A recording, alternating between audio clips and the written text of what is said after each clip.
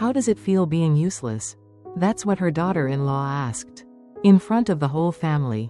Over lunch. And Lenor? She didn't shout. She didn't cry. She simply set her glass down, looked her straight in the eye, and said, "How does it feel, knowing this useless woman won't be paying your bills anymore?"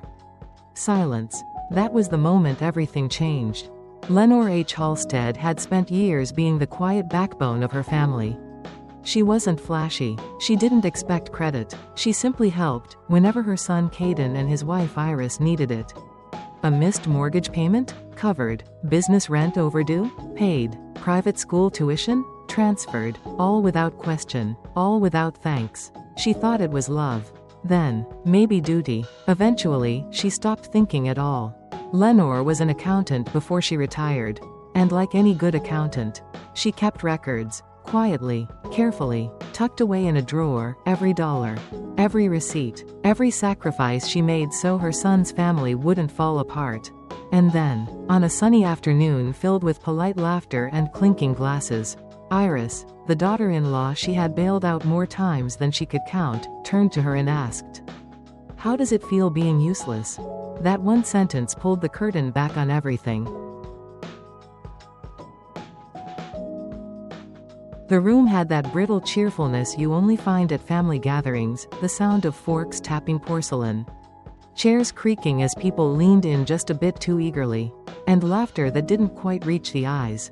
Lenor Hallstead, quiet as ever, sat near the far end of the table, not quite part of the center, not quite removed either, just there. Her plate wasn't for food, it was where she laid her silence. She smiled, nodded, listened, until Iris spoke. Her voice slid through the conversation like a silk blade. "So, Lenor," she said, swirling her wine with the polish of someone who thought cruelty sounded like wit. "How does it feel being useless?" She let the word hang, drawn out and sharpened, then smiled. A practiced, perfect smile, one meant to earn a laugh. And it did. Caden chuckled. His sister-in-law gave a startled laugh. Even the teenage grandson gave a smirk before looking away. No one defended her. Lenor didn't flinch. She set down her water glass, slow and steady, and looked up, really looked, at Iris for the first time that day. Designer sunglasses perched on her head. A linen blouse Lenor had paid for years ago without being asked. It was all assumption now. Lenor sat taller. Her voice was soft, but every syllable landed. "How does it feel?" she said, "knowing this useless one won't be paying your bills anymore?" Silence. It swallowed the table whole. Iris blinked. The smirk evaporated. Caden's fork hung frozen midair. And Lenor? She didn't raise her voice. She didn't have to. She stood. The chair scraped across the floor. Final and absolute. She picked up her purse, nodded to no one in particular, and walked out the patio doors, leaving behind a room that had just realized the balance of power had shifted. Outside, the sunlight greeted her like an old friend. And in that warmth, she finally exhaled, truly exhaled, for the first time in years. Because there was a locked drawer waiting. It had started years ago with a late mortgage payment. A hushed call from Caden, embarrassed, apologetic. Iris had overspent again. The boutique wasn't performing. The bank was sending letters. Lenor wired $4,200 that night. No questions, no judgment. She called it grace. Everyone deserves a little, don't they? But it didn't stop. A month later it was something else. The boutique's lease had jumped. Then Iris had forgotten to pay off a credit card while planning a party. Then it was tuition. Always urgent, always unspoken, passed off as naturally as a dish at the dinner table. So Lenor did what she knew best. She kept the books, spreadsheets, folders, dates, amounts, reasons, sometimes even receipts she never got. She tucked it all away in a locked folder. After all, she had been an accountant for decades. Numbers made more sense than people. And this made her feel in control again. The balance grew faster than she'd expected. But no one asked. She wasn't Mom anymore, or Lenor. She was simply the woman who kept their world from crumbling. At first, she told herself it was love, then duty, and eventually, she stopped telling herself anything. There was a dinner, sometime deep into that first year, when Iris kissed her cheek and said, I don't know what we'd do without you." It wasn't gratitude. It was a warning. From that moment on, Lenor started printing everything. If you've ever stayed quiet too long, if you've ever been made to feel useless while carrying the weight of others, this story is for you. Stay with me, because what Lenor does next, it will remind you that silence does not mean weakness. Back at home, with the quiet pressing in, Lenor walked to her office. She opened the bottom drawer, slid out the folder. The pages were heavier than paper had any right to be. There was once a small cabin near Lake Lure she used to pass on weekends. White shutters, a porch screened from the world. Just quiet, stillness. She'd been saving for it for nearly 5 years. Her little corner of the world, birdsong, coffee, and peace. But just when the down payment was nearly ready, Iris called. She had a vision, she said. The boutique could expand, with Lenor's help. She used words like legacy and family investment. Caden chimed in too. This could really change things for us. And so, Lenor gave up her dream, again. Caden had looked so sincere when he said it. "We're so close, Mom. This could really change things for us."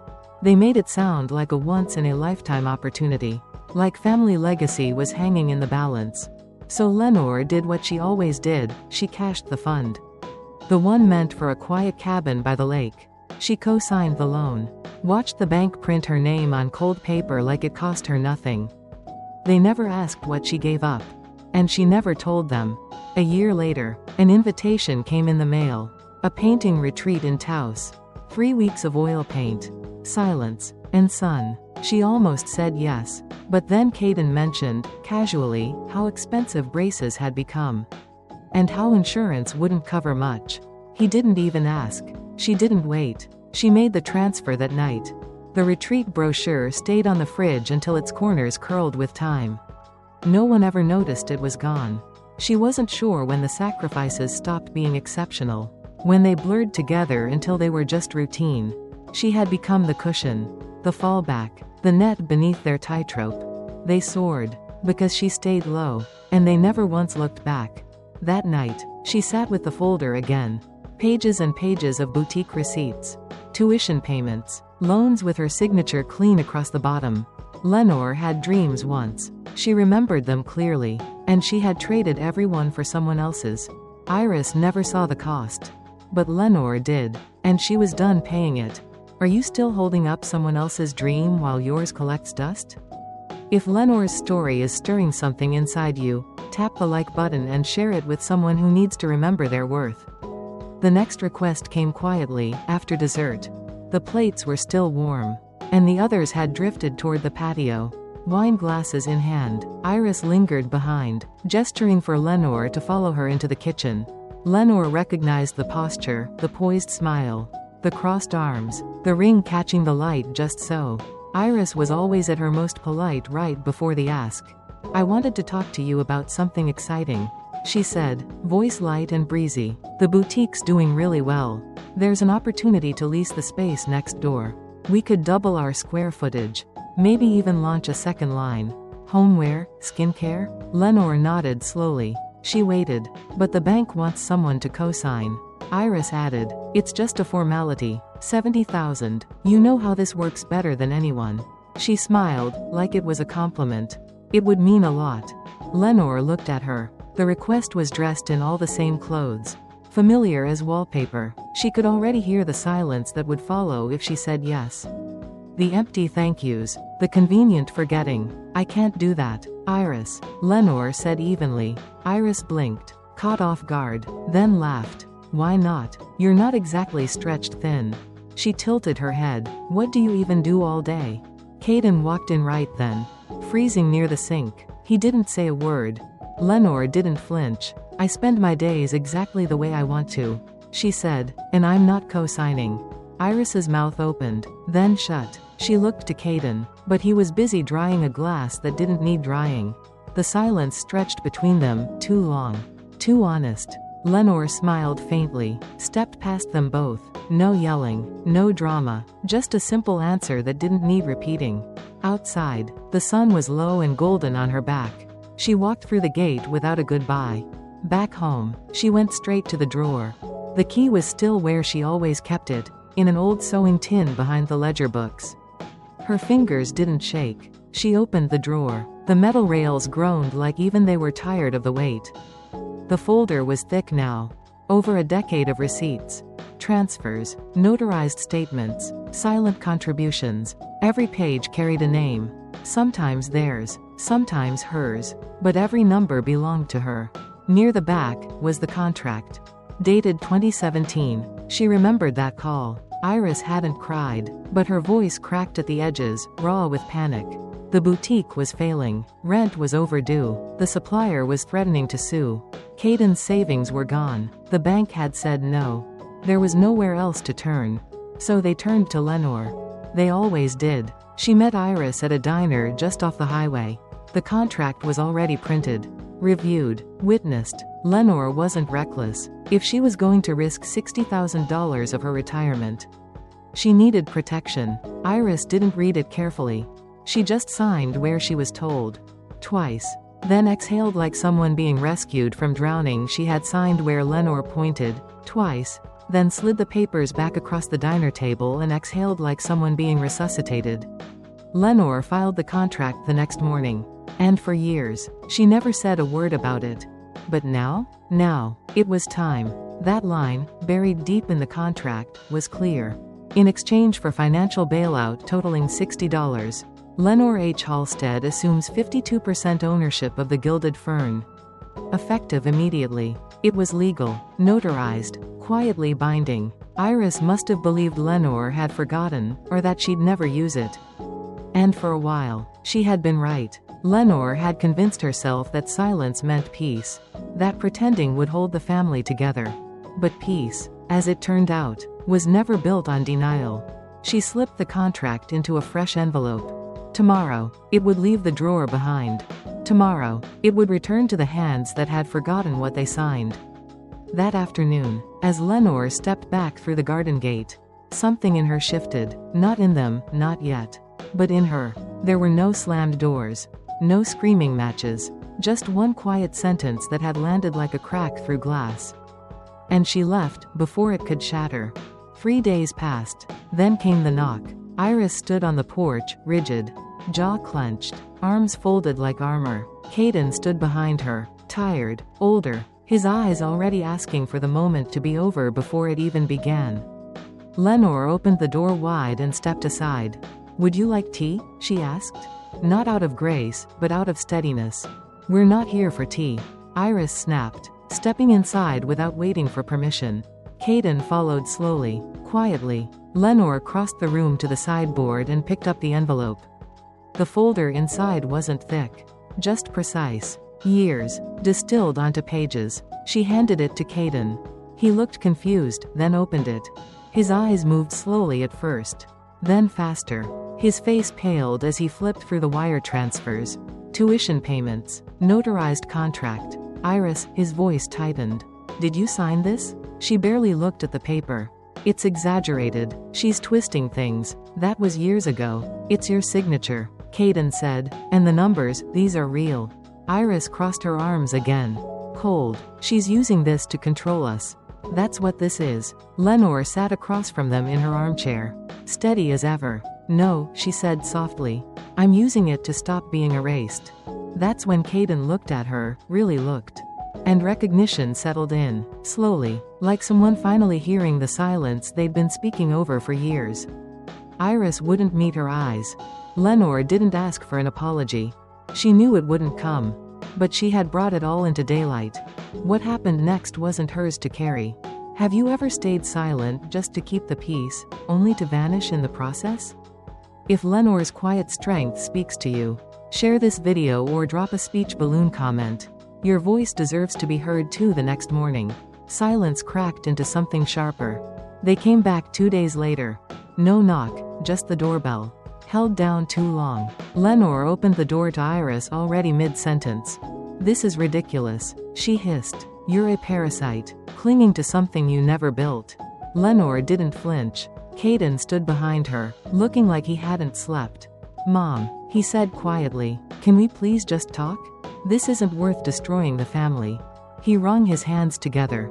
Nervous. Tired. Just sell your shares, he pleaded. We'll buy them outright. You can walk away from this. No more tension. No more conflict. Lenor looked at them both. Calm. Unshaken. I didn't ask for ownership. Caden. I didn't seek control. I stepped in when no one else would. I co-signed, funded, rescued, and then I stepped back and let you both take the credit. Iris started to speak, but Lenor raised her hand. I'm not clinging, she said. I was holding everything together because I thought it mattered. But now? Now I'm simply refusing to disappear.